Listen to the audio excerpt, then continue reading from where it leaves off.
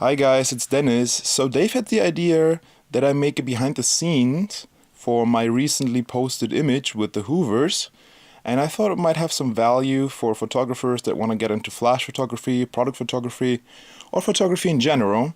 So here I am. As you can see, the Hoover, my subject, is set up on this simple desk with a white paper, which you can get in any craft store. You can use a blanket as well. And the background I use, let me zoom out a little bit.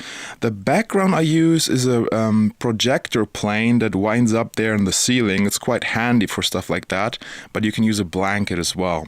Now, the background light to blow out my background, as you can see there, is a flash. Now, this flash is a Yongnuo version 3 or something. Give me a second. There you go, Speedlight. I usually use it on full power or half power, depending on my background and the distance, but usually it's half power since it's enough for the subject of that size. So that gives me that blown out, perfectly white background. And my main light is this softbox here, also a Yongnuo flash in there, same model. This is full power or half power depending on the honeycomb on or off. I wouldn't actually need it for this shot since the background is blown out anyway, but you know, I had it on so couldn't be bothered to take it off. This umbrella is a shoot-through umbrella. I didn't use it with a flash.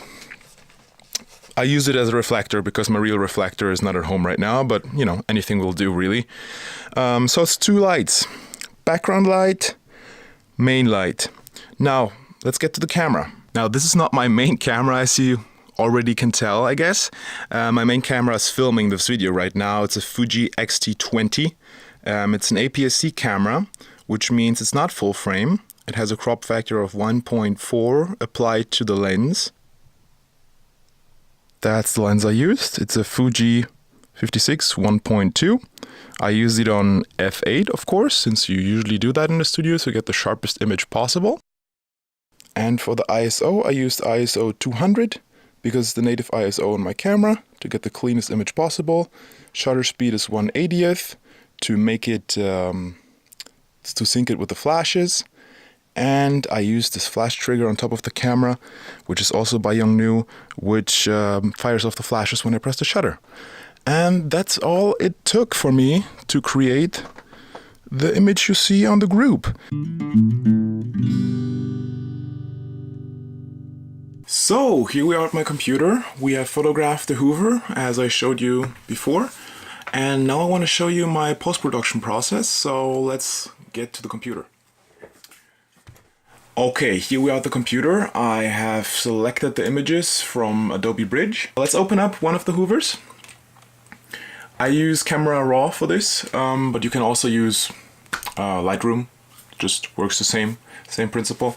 So I cropped the image a bit, rotated it, made it straight, and if we look at the highlights, they're blown out, just as we wanted.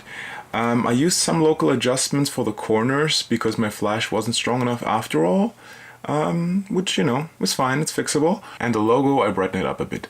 I also applied a bit of clarity and a bit of dehaze, as this is usually very aggressive. And yeah, some sharpening. We open the image. Since it's open already, I use cancel. And we get to this. If I disable my layers and the mask, you see that it's just the image pulled in here. You can use the quick wand since we already have a nice separation with contrasts, white and black. But as you can see, there's some problems here where I really had to go in with my tablet and fix it up. You know, get in there, rotate the canvas, shortcut R for the Photoshop rotation. Once the mask is applied, looks like this. It's already nice and free. Then I applied some sharpness. I used the high pass filter for that on a gray layer. And for layer 4 over here, I just brighten up the logo, the Miele logo over here. Nothing too crazy, just a bit. Usually the small things have the biggest effect in Photoshop. And yeah, that's the final image. And once we got the final Hoover over here, nice and free, we can do something like this. Now, we know that from a 24 megapixel camera, an image is 6,000 pixels high and 4,000 wide. So 4 times 4 is 16. That would be 16,000 in my case. So I made a new Photoshop document over here. So once I did that, converted the Hoover, I edited into a smart object, pulled them into this document, and lined all the Hoovers up, and I ended up with a composition like that. The benefit of not taking the photo immediately like this is the control you get in the post-production, because now I can reposition the Hoovers, I could scale them down, scale them up, work with the lights or something. Now, once you've done this, and I'm already satisfied with this image, you could do something more creative. You could do a square composition, for example, or something like this, a bit more playful. That's it for my tutorial. I hope you learned something, you enjoyed it, and yeah, maybe I can do another one if there's people saying we need it. So yeah, let me know, and have a nice day. Bye bye.